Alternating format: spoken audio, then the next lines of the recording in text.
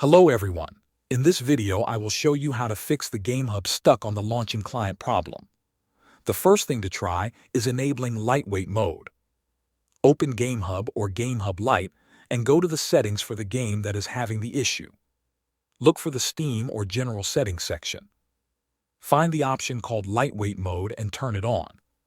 This mode skips the full client startup process, which can prevent GameHub from getting stuck during launch. If the problem continues, clear the GameHub cache. Open your device settings and find the GameHub app. Tap on Storage and select Clear Cache. This removes temporary files that may have become corrupted. While you are there, make sure your internet connection is stable, because GameHub needs a reliable connection during startup.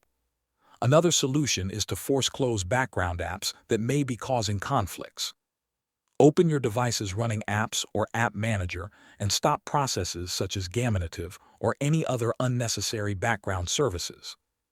Thanks for watching.